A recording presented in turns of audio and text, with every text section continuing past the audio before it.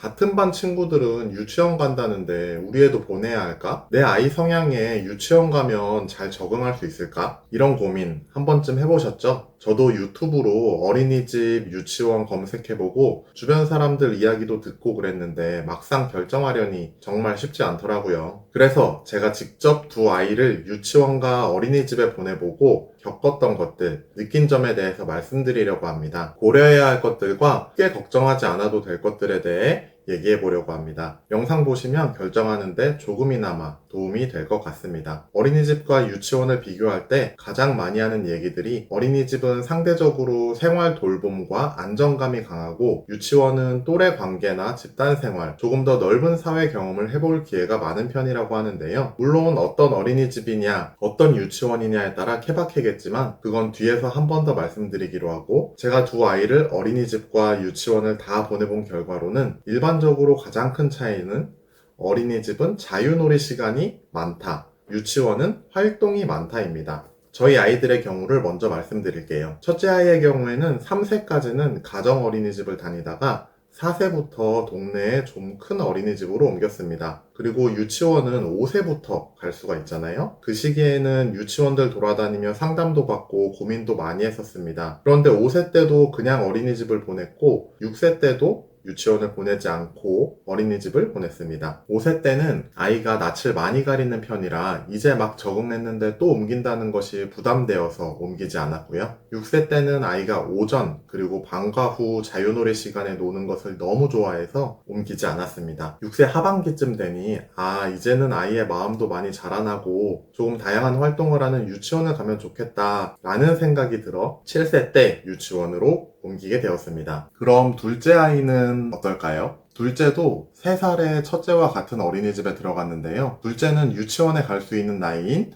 5세가 되자마자 유치원으로 보냈습니다. 같은 어린이집을 다녔는데 왜 이런 차이가 났을까요? 제가 보내던 어린이집은 차량 운행이 되지 않아 저랑 아내가 직접 등하원을 했었는데요. 그러면서 보니 자유놀이 시간에는 아이가 혼자 엎드려서 지루한 표정으로 자동차만 앞뒤로 계속 왔다 갔다 하는 모습을 자주 보게 되었습니다. 그래서 차라리 매시간 프로그램에 있는 유치원이 낫겠다 생각이 들어서 유치원을 보냈고 결과적으로 아이는 유치원을 너무 좋아하며 다니고 있습니다. 사실 어린이집이냐 유치원이냐보다 더 중요한 건 우리 아이가 현재 어떤 성향을 가지고 있는 아이인가입니다. 지금 다니는 어린이집에서 지루하다거나 시시하다고 느끼는 아이의 경우에는 유치원으로 옮겼을 때 만족도가 높다고 생각합니다. 왜냐면 유치원 상담을 받아보시면 아시겠지만 유치원은 어린이집에 비해 다양한 교육 프로그램들이 있습니다. 저희 아이들이 다니는 유치원만 하더라도 주 1회는 꼭 외부로 견학을 가거나 외부에서 공연팀이 와서 공연을 하는 시간이 있고 특성화 활동을 하루에 2과목씩 하고 있습니다.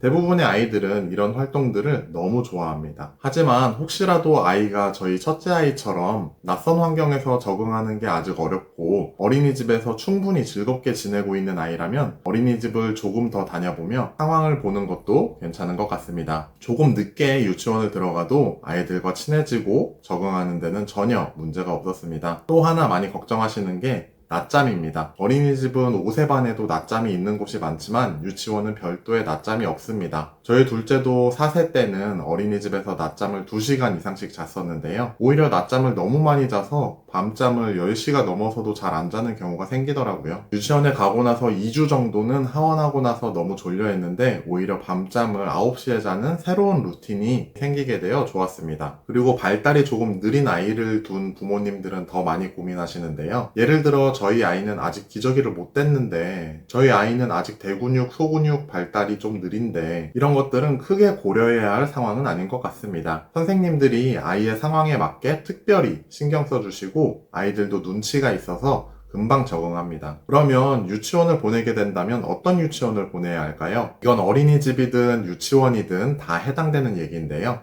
원을 옮기실 때 상담받으시면서 원장님의 교육 철학, 교사 만족도, 교사 근속 연수, 식단, 아이들 분위기를 꼭 보셔야 합니다. 저도 여러 곳 유치원 상담을 받으며 지금 원을 선택한 이유가 있습니다. 원래는 저희 동네에서 가장 많은 아이들이 다니는 유치원을 보내려 했는데요. 설명회를 갔더니 원장님이 대외 활동을 상당히 많이 하시더라고요. 그 점이 저는 오히려 안 좋다고 판단을 했습니다. 원장님이 원에서 보내는 시간이 적어서 원감 선생님이 원을 다 관리할 텐데 교사들의 만족도가 높을까 궁금해서 교사 근속연수를 확인해 보니 대부분 1, 2년 차시더라고요. 그래서 여기는 교사의 만족도가 그리 높지 않구나 라고 판단이 되어서 보내지 않았습니다. 또 다른 곳도 상담을 받아봤는데 이곳은 원장님께서 교육 철학이 확실하게 있으셨고 교사들에게 연차 외에 한 달에 한 번씩 자유시간을 줄 정도로 교사들에 대해 신경을 많이 썼었고 당연히 선생님들의 표정이 다들 너무 좋아 보였습니다.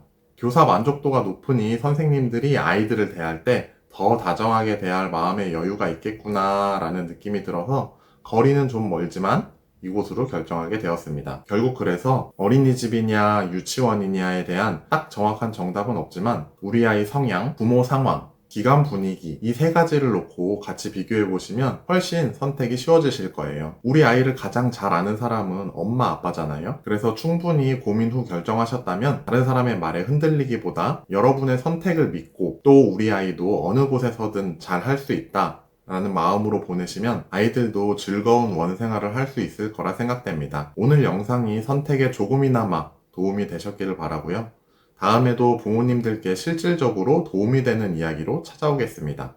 감사합니다.